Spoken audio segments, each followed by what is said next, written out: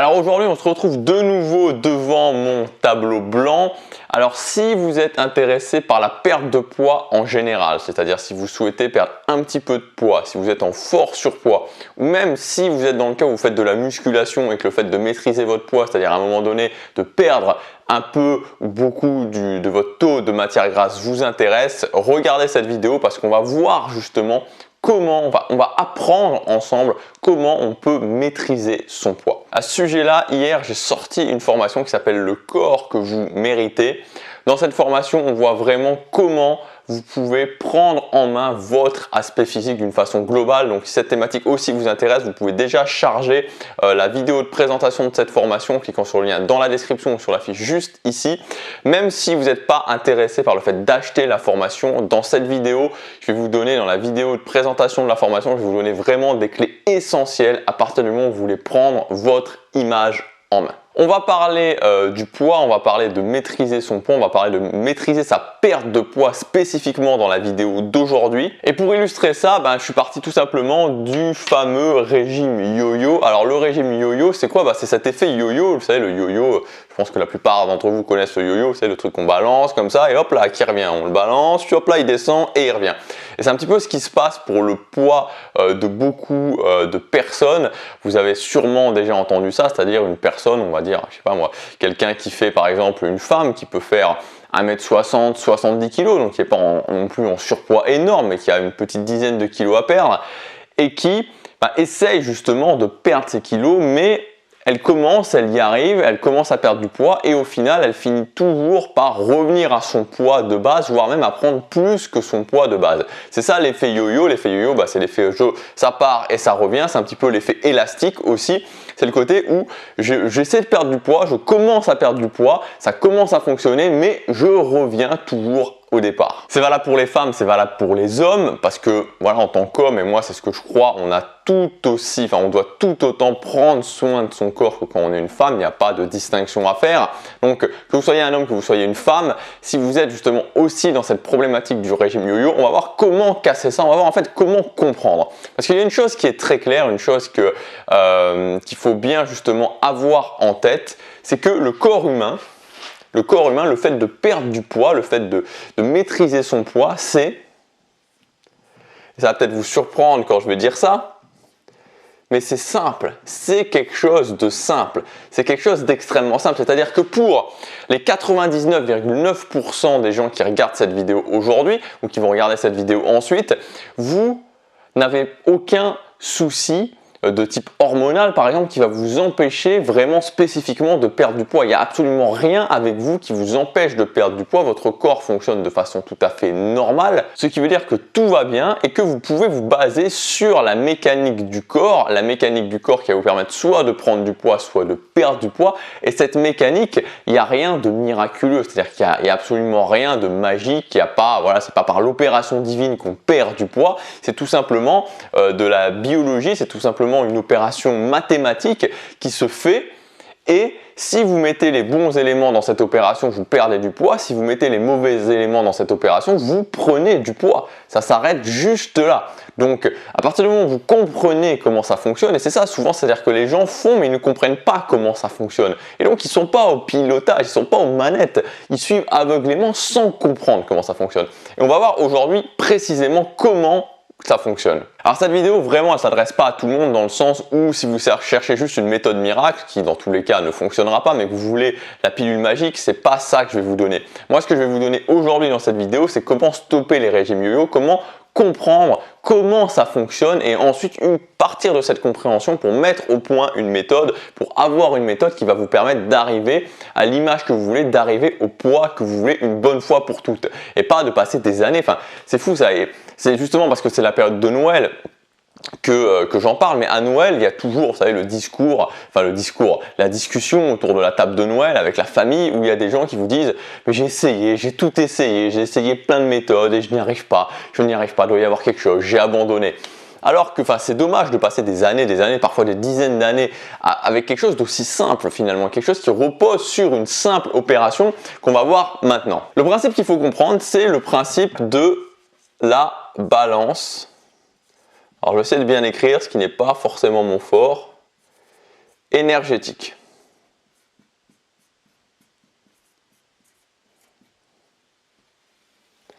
La balance énergétique. La balance énergétique, c'est l'opération finalement qui se fait chaque fin de journée dans votre corps, de façon en arrière-plan, hein, forcément vous n'en êtes pas conscient, et qui va déterminer si vous prenez ou vous perdez du poids. C'est aussi simple que ça. C'est-à-dire que les apports moins les dépenses égale votre balance.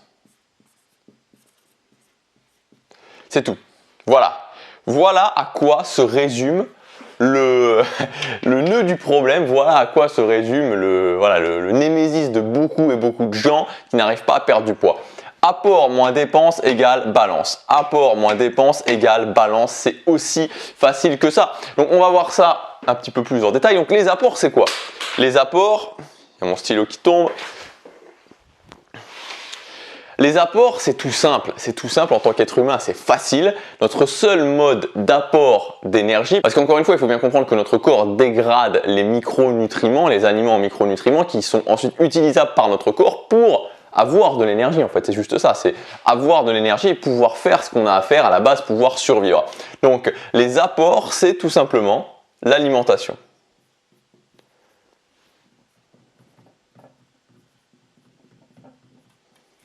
Ça s'arrête là. C'est-à-dire qu'il n'y a pas plus ou moins à comprendre. Les apports d'énergie, c'est l'alimentation. Ce que vous apportez à votre corps en termes d'énergie, c'est l'alimentation. On ne peut pas se brancher encore, en tout cas pour le moment, sur une prise secteur en tant qu'être humain. Donc, vos apports d'énergie, c'est uniquement l'alimentation. Donc là, c'est très simple. Vous avez le contrôle total sur ce que vous mettez dans votre bouche. Ensuite, les dépenses. Donc les dépenses, on peut les voir en 2 ou 3 points. Le métabolisme de base, les dépenses classiques, les dépenses supplémentaires. Le métabolisme de base, c'est quoi? Le métabolisme de base, c'est l'ensemble des dépenses énergétiques que va faire votre corps en second plan qui vont vous permettre tout simplement de survivre.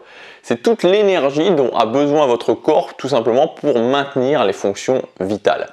Les fonctions vitales, c'est quoi? La respiration. Le fait de respirer, absorber de l'oxygène, rejeter du dioxyde de carbone, c'est une fonction vitale et donc ça fait partie du métabolisme de base.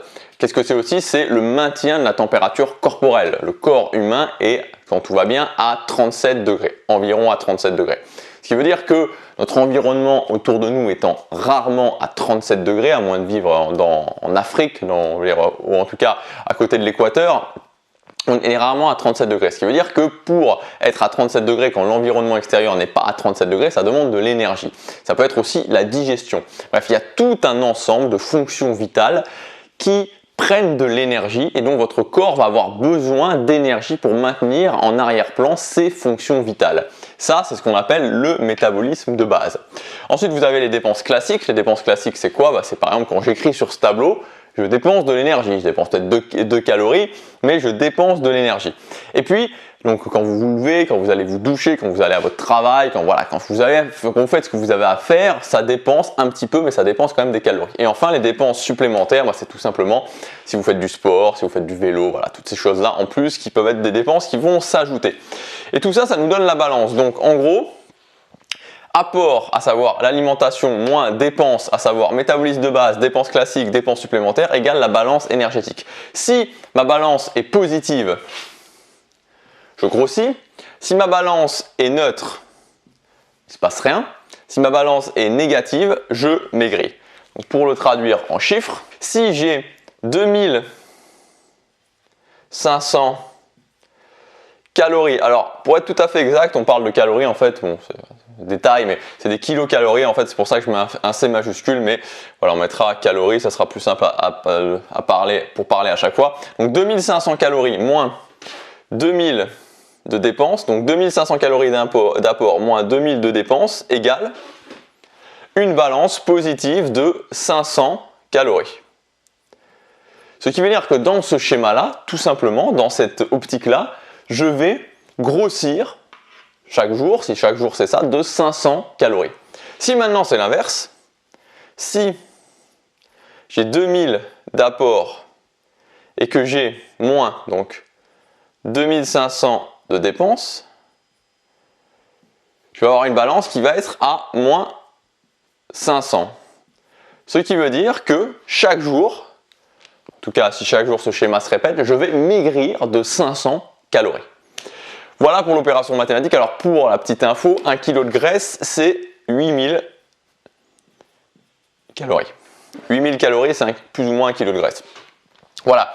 Donc, vous voyez en fait que c'est très simple. C'est-à-dire quand vous vous dites, mais pourquoi je grossis, mais pourquoi je maigris, pourquoi ça ne va pas comme je veux, ben, si vous prenez le contrôle sur vos apports, sur vos dépenses, ce qui va se passer, c'est que tout simplement, vous allez contrôler votre balance. Et si vous contrôlez votre balance, ben, vous allez contrôler si vous grossissez ou si vous maigrissez. Ça s'arrête juste là, c'est-à-dire que ça s'arrête simplement là, il n'y a pas de miracle, il n'y a rien d'autre qui se passe, c'est une opération mathématique. Une opération mathématique, et donc pour avoir le contrôle du résultat, il faut avoir le contrôle sur les apports et sur vos dépenses. Alors maintenant, il y a un point particulier que je voudrais aborder et qui explique à lui seul justement, en partant de ce principe-là, le régime yo-yo, et on va l'illustrer par un exemple. Donc on va imaginer, je reprends on va prendre un nom, on va prendre un prénom, une femme qui va s'appeler Pauline, notre amie Pauline du départ, qui fait donc 60 kg, non, qui fait donc 1m60 pour 70 kg.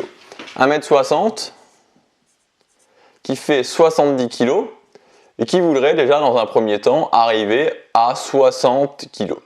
Voilà, Pauline. Ok, donc notre amie Pauline, bah, elle est déterminée. Elle s'est même renseignée, elle a calculé qu'elle avait 2000, que ses besoins, elle a calculé ses besoins, il y a des calculateurs qui permettent de calculer vos besoins. Elle a calculé qu'elle avait, alors je vais prendre des chiffres ronds qui ne collent pas forcément tout à fait avec la réalité, parce que ça dépend de beaucoup de facteurs, mais on va prendre des chiffres ronds pour que l'exemple soit plus facile. Donc elle a calculé que ses besoins c'était 2000 calories par jour. Donc elle sait que ses besoins, pour atteindre la neutralité, ses besoins, en tout cas, elle a besoin de 2000 calories par jour. Donc, c'est-à-dire que si elle comble en apport les 2000 calories, elle va être à la balance énergétique neutre. Voilà donc pour Pauline. Elle sait qu'elle a besoin de 2000. Et donc, elle veut maigrir. Elle veut perdre 10 kilos. Et elle est particulièrement motivée, elle comprend un petit peu comment ça fonctionne déjà. Elle se dit, ok, je suis motivée et donc je vais, pour maigrir, et donc pour mettre ma balance énergétique, comme on vient de le voir, de façon en déficit, en négatif, je vais retirer à mes apports 600 kilocalories. Ce qui fait que je vais me retrouver avec 1400 kilocalories d'apport, 1400 kilocalories de choses que je vais justement manger, contre mes besoins qui sont de 2000, ce qui va faire que je vais avoir une balance énergétique qui va être de moins 600 tous les jours, ce qui veut dire que je vais maigrir de 600 calories tous les jours. Voilà le calcul que fait Pauline, qui est un calcul simple. Donc comme je vous disais, elle a calculé que ses besoins, à savoir entre ses activités et son métabolisme de base, elle a calculé que ses besoins c'était 2000. Donc elle se dit tout simplement que si elle fait un déficit de 600 calories, donc qu'elle apporte avec son alimentation 1400, effectivement elle sera en déficit de 600 et donc elle va maigrir de 600 calories tous les jours, sachant qu'un kilo de graisse fait 8000, etc., etc. Ok, donc elle part avec ça, elle part avec cette ambition-là. La première semaine,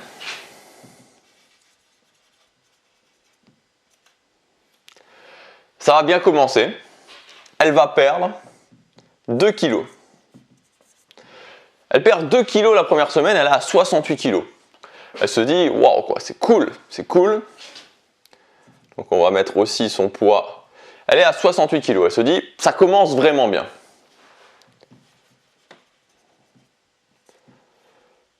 Semaine numéro 2, ça continue. Elle perd encore 2 kg. Elle arrive à 66 kg. Elle se dit, là, c'est cool, quoi. C'est cool. Je vais réussir. Ça va vraiment être quelque chose ça va vraiment être sympa. Ça va peut-être être même plus rapide que je le pense. Semaine numéro 3. Elle perd plus qu'1 kilo pour arriver à 65 kg. Donc là, elle se dit, bon, ok, un petit ralentissement, c'est pas trop gênant. Semaine numéro 4, elle perd 0. elle stagne à 65 kg. Bon, elle se dit ok, bon, c'est vrai que j'ai commencé rapidement, alors voilà, pour l'instant je perds 0, mais bon, voilà, on va voir comment ça tourne, je pense que ça devrait reprendre. Semaine numéro 5, elle perd encore 0, elle reste à 65 kg. Donc là, il faut voir aussi que ça moins 600, c'est-à-dire qu'elle se prive de moins 600 calories en apport, donc en nourriture depuis le départ, que là ça fait 5 semaines qu'elle y est, qu'elle a perdu donc 5 kg au total, que là elle stagne, ça commence à lui peser sur le moral, parce que quand on se prive comme ça, qu'on le fait avec la volonté, voilà, elle ne fait pas de sport en plus, voilà pour simplifier les choses, mais enfin, on aurait pu voir les choses différemment, mais là, pour simplifier l'exemple, elle ne fait pas de cardio training en plus, par exemple. Voilà, donc elle est toujours dans cette, elle stagne au bout de 5 semaines.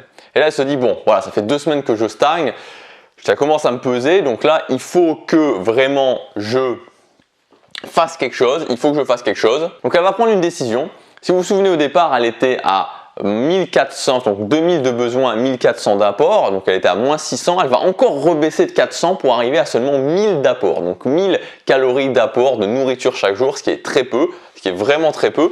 Et donc, elle se dit qu'elle va faire ça. Semaine numéro 6, ça repart, elle repère 1 kg. Elle arrive à 64 kg. Semaine numéro 7, elle perd seulement 500 grammes. Elle est à 63,5 kg. On va continuer ici. Semaine numéro 8. De nouveau, 0 kg de perdu. Elle reste à 63,5 kg. Semaine numéro 9. De nouveau, 0 de perdu. Elle est à 63,5 kg toujours. Et là, la semaine numéro 9, elle n'en peut plus. Ça fait 9 semaines de privation. 9 semaines de privation, dont les 3 dernières, pendant les 21 derniers jours, elle a mangé seulement 1000 calories par jour, ce qui est vraiment excessivement peu. Pauline, elle n'en peut plus. Pauline, elle en a par-dessus la tête, elle se dit qu'il doit y avoir quelque chose avec elle, quelque chose qui ne fonctionne pas, c'est pas possible que ce soit comme ça, c'est pas possible que ça commence et puis que ça s'arrête, elle sait plus quoi faire, elle en a marre, ça commence voilà, le manque de nourriture commence vraiment à lui porter sur le cerveau et ça a un impact vraiment sur notre morale. Elle n'en peut plus, elle n'en peut plus. Elle se dit qu'elle n'y arrivera jamais, elle craque. Elle craque et semaine numéro 10, elle recommence à manger et évidemment elle recommence à manger en abondance et là le couperet tombe, elle prend 4 kilos rien que sur la semaine numéro 10, semaine numéro 11, donc 4 kilos, ce qui l'amène à 67,5. Semaine numéro 11, elle recontinue à manger, elle continue à manger et elle reprend 4 kilos sur la semaine numéro 11, ce qui l'amène à 71,5 kg. Et là, Pauline, elle est déprimée. Elle s'est donnée à fond pendant 9 semaines. Pendant 9 semaines, elle s'est donnée à fond. Elle a perdu du poids et en seulement 2 semaines, elle a tout repris et même encore plus puisqu'elle était à 70 kg à la base et que maintenant elle est à 71,5 kg. Elle a pris même 1,5 kg supplémentaire avec tous les efforts qu'elle a fait. Elle est dégoûtée. Elle se dit que la perte de poids, c'est pas pour elle, qu'elle n'y arrivera jamais. Elle déprime. Et voilà, peut-être que vous êtes déjà retrouvé dans ce genre de situation, peut-être que vous êtes déjà retrouvé dans ces moments-là, où vous commencez, vous êtes motivé, vous vous donnez à fond, vous mettez les choses en place, ça commence, et puis vous craquez, et puis vous repartez, et vous reprenez du poids, votre poids de départ, voire même plus, et c'est ça l'effet yo-yo, c'est vraiment cet effet élastique où ça commence, et puis ça me revient dans la figure encore plus fort. Et donc tout ça, tout ce que je vous ai dit, c'est une projection, tout ce qu'il y a de plus réaliste de ce qui peut se passer. Vous avez peut-être des proches, peut-être des gens, peut-être entendu parler de gens autour de vous. Alors qu'est-ce qui s'est passé concrètement? Parce que c'est bien beau de savoir ça, c'est bien beau de comprendre ça, mais qu'est-ce qui s'est passé?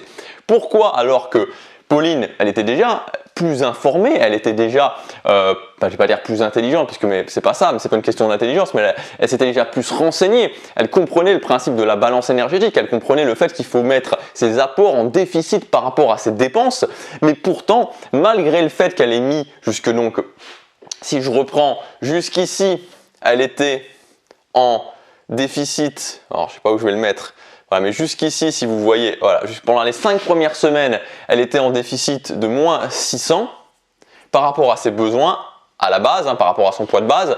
Et ensuite, pendant ces 4 semaines-là, elle a rajouté moins 400 encore, ce qui faisait un total de moins 1000 de déficit.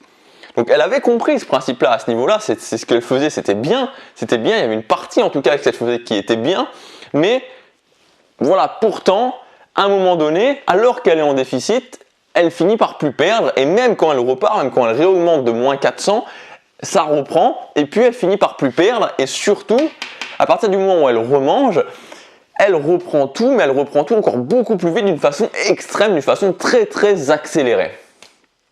Alors, qu'est-ce qui s'est passé? La réponse, elle est toute simple, la réponse, elle tient dans ce mot que vous allez reconnaître, ce que je vous l'ai expliqué tout à l'heure, tout simplement le métabolisme de base. Notre fameux métabolisme de base dont on a parlé, qui assure en arrière-plan très tranquillement nos dépenses, qui assure nos fonctions vitales, et qui, il faut quand même le savoir, le métabolisme de base, alors ça dépend, mais il va être, parce que vos dépenses, le calcul de vos dépenses et de votre métabolisme de base dépend de votre âge, de votre sexe, de vos activités physiques, de votre taille, de votre poids, donc il y a beaucoup d'éléments, mais en moyenne, il va être entre la moitié, voire les 2/3 de vos besoins en calories tous les jours. Donc c'est quelque chose d'assez énorme, c'est-à-dire que si, on peut imaginer que sur 45 minutes de vélo, si vous faites 45 minutes de vélo, vous brûlez 300 calories en 45 minutes de vélo ou en 1 heure de vélo. Le métabolisme de base par exemple de Pauline, on pouvait tout à fait imaginer qu'il était dans les environs de 1500 calories. Dans les environs de 1500 calories, ce qui veut dire que ça lui fait tous les jours beaucoup d'heures de vélo sans rien faire. Le métabolisme de base, c'est sans rien faire, c'est-à-dire que vous allez quand même respirer, même si vous restez allongé sur un lit, vous allez quand même devoir maintenir votre température corporelle, même si vous restez allongé sur un lit. Donc, notre fameux métabolisme de base qui prend beaucoup de nos besoins en énergie, c'est lui qui a causé tous les tracas de notre amie Pauline, tous les problèmes de notre amie Pauline. Pourquoi ? Parce que ce métabolisme de base, qui assure nos fonctions vitales, il a un mode très particulier qui est le mode veille. Quel est le mode veille? C'est quoi ce mode veille? Ça veut simplement dire qu'il faut se rappeler que nous, en tant qu'êtres humains, notre période de confort moderne, concrètement, on sait qu'on peut aller au supermarché, en tout cas dans nos pays riches, on peut aller au supermarché, on n'a pas de soucis, on ne va pas mourir, en tout cas il y a peu de chances qu'on meure d'un coup, sauf vraiment un problème, mais on n'est pas dans une optique où chaque jour on se lève en se disant comment je vais survivre. Pourtant, cette question, comment je vais survivre chaque jour, on se l'est posé pendant des dizaines de milliers d'années. Notre espèce, pendant son évolution, elle s'est posé ça.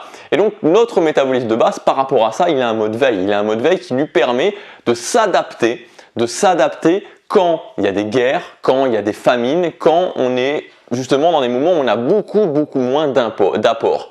Aujourd'hui, ça ne nous sert plus à rien, sauf que c'est toujours le cas. Et donc, comme je vous disais, Pauline, on avait calculé au départ qu'elle avait besoin, que ses apports c'était 2000. Pas ses apports, que ses besoins c'était 2000. Donc ses besoins, c'est-à-dire sa dépense énergétique entre le métabolisme de base, les dépenses classiques et les dépenses supplémentaires, c'était 2000. Sauf que sur ces 2000, notre ami le métabolisme de base, il représentait 1500. Encore une fois, ce n'est pas un chiffre qui est forcément réaliste, mais c'est un chiffre rond qui permet de comprendre. Donc il représentait 1500, ce qui peut être en termes de proportion, en termes de grandeur, réaliste par contre. Mais quand Pauline, elle s'est dit « je commence et je baisse mes apports », elle a baissé ses apports de moins 600. Donc pendant ce temps-là, on voit qu'au début elle perd 2 kg, on voit qu'elle perd 2 kg, et puis 1 kg, on voit que ça commence à baisser, et puis 0, et puis 0. Parce que pendant qu'elle baissait de moins 600, le métabolisme de base, il s'est dit quoi? Notre fonction de survie du corps, il s'est dit quoi? Ouh là là, famine, guerre, problème, je risque de mourir. Donc il a tout freiné, il a freiné ses dépenses au maximum, ce qui a fait qu'il s'est adapté. Et au lieu qu'elle dépense 1500 en métabolisme de base par jour, elle a au final, au bout de 6 semaines, dépensait plus que 900. Donc ce qu'elle avait baissé dans ses apports, dans ce qu'elle mangeait, son ami le métabolisme de base, qui au final lui veut du bien, parce que notre corps il veut qu'on survive, s'est adapté à cette baisse et est passé de 1500 à 900.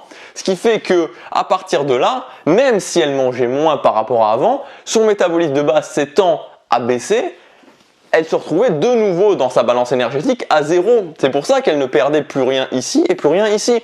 Après, même principe, elle recommence à rebaisser. Elle rebaisse de moins 400 pour arriver à un total avec les 600 de moins 1000.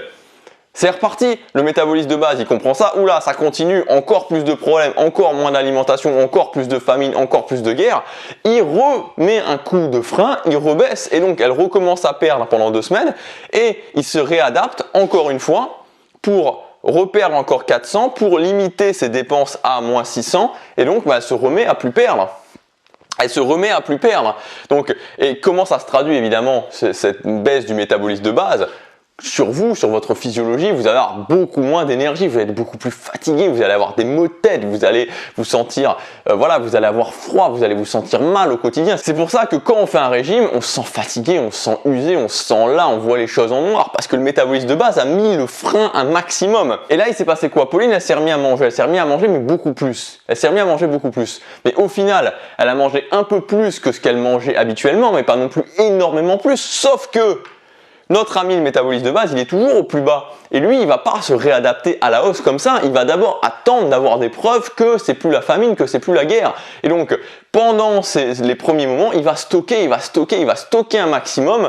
Et ensuite, il va se réadapter à la hausse. Et c'est pour ça qu'il y a l'effet yo-yo, où quand vous avez fait une période de restriction, souvent une période de restriction forte en termes de régime, que vous remangez, vous allez reprendre beaucoup plus vite parce que votre métabolisme de base est très bas et s'est adapté à la baisse. Il va attendre d'avoir des preuves, que c'est plus la famine, que c'est plus la guerre, pour ensuite, une fois qu'il aura stocké un maximum, repartir à la hausse et se réadapter à ce qu'il était au départ, à savoir 1500. Donc voilà tout simplement l'explication qui est toute simple du régime yo-yo, et c'est Pauline, ça aurait pu être Paul, Jean-Jacques, Mireille, ça aurait été exactement la même chose, et là j'ai pris des chiffres mais ça pouvait être aussi la même chose, qui fait que quand vous faites un régime, vous voulez perdre du poids, vous voulez maîtriser votre poids, et que vous ne tenez pas compte du métabolisme de base, vous allez dans le mur, vous faites des choses qui ne servent à rien, vous pouvez baisser vos dépenses autant que vous voulez. Alors, si on reprend cet exemple-là, imaginons que Pauline ait été extrêmement forte mentalement.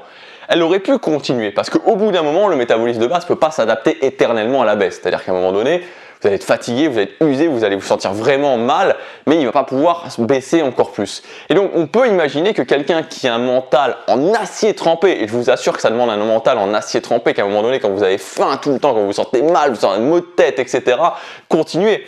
Effectivement, au bout d'un moment, si elle s'était pas arrêtée ici, qu'elle avait encore rebaissé, on aurait pu imaginer qu'elle continue à perdre petit à petit, mais qu'elle arrive finalement à son poids, mais à quel prix? À quel prix? Et surtout, elle se serait toujours retrouvée au bout d'un moment quand elle aurait voulu remanger au même souci.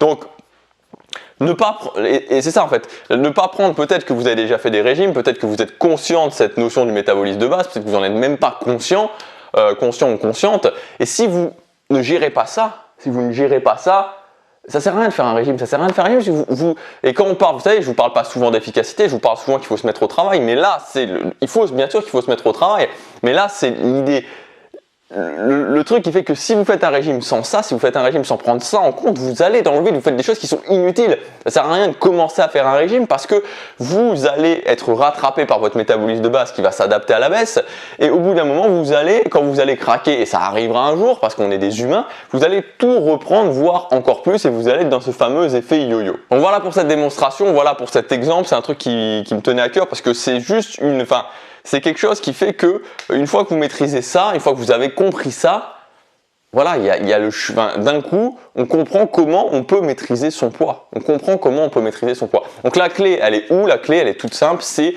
d'empêcher le métabolisme de base de baisser. C'est tout. Voilà, c'est ça, c'est la clé. C'est que quand vous commencez un régime, avant même de vous dire je vais baisser mes apports ou je vais augmenter mes dépenses, parce que là j'ai pris l'option où Pauline faisait que sur l'alimentation, c'est-à-dire qu'elle faisait que baisser ses apports. On aurait pu imaginer qu'au lieu de faire ça, elle augmentait ses dépenses. Par exemple, elle faisait du vélo, elle se mettait à faire 2 heures de vélo par jour, par exemple. Ça aurait augmenté ses dépenses en termes de calories, mais ça serait revenu strictement même. Donc l'idée, c'est avant de penser en termes de j'augmente mes dépenses ou je baisse mes apports, c'est comment je fais pour être réellement efficace, pour empêcher le métabolisme de base de baisser. Quand je le bloque, c'est-à-dire que si Pauline avait empêché son métabolisme de base de baisser, et qu'elle avait seulement réduit de 200 calories ses apports, ce qui aurait été beaucoup plus facile pour elle, beaucoup plus facile à gérer, bien plus facile à gérer, elle aurait eu bien moins de symptômes, bien moins de maux de tête, bien moins de sensations de faim, bien moins de sensations de lassitude, ça aurait été beaucoup plus efficace, parce qu'elle aurait verrouillé son métabolisme de base en premier, et ensuite elle aurait commencé à perdre du poids tranquillement, et dans ces 10 semaines, elle aurait perdu son poids. Dans ces 10 semaines, elle l'aurait fait sans souci, avec beaucoup moins de prise de tête. Elle aurait pu le stabiliser beaucoup plus facilement. Donc, la clé, elle est là. Donc, c'était vraiment une vidéo pour vous expliquer. Et la clé, elle est là, elle est toute simple. Avant même de faire un régime, avant même de penser à maîtriser mon poids, je verrouille au maximum mon métabolisme de base. Voilà, si vous voulez aller plus loin, si vous voulez avoir justement la méthode, comment faire, comment le verrouiller, quelles sont les activités, quelles sont les choses à mettre en place concrètement dans votre vie qui vont vous permettre de verrouiller ce métabolisme de base, vous pouvez accéder jusque samedi soir à ma formation, le corps que vous méritez, en cliquant sur le lien dans la description ou sur la fiche juste ici. Cette formation, c'est en aucun cas une méthode miracle, n'attendez pas la pilule magique qui va vous donner la solution miraculeuse. C'est 90 jours pour vous apprendre à maîtriser votre corps, pour vous apprendre à comprendre comment ça fonctionne, suivant votre objectif à vous, votre objectif personnalisé, comprendre comment ça fonctionne, vous mettre sur les bonnes bases, avoir des premiers résultats et ensuite, une fois que vous aurez fait ces 90 jours, vous aurez les outils pour aller ensuite encore plus loin. Je vous dis à demain pour la prochaine vidéo, passe à l'action, chaque jour compte.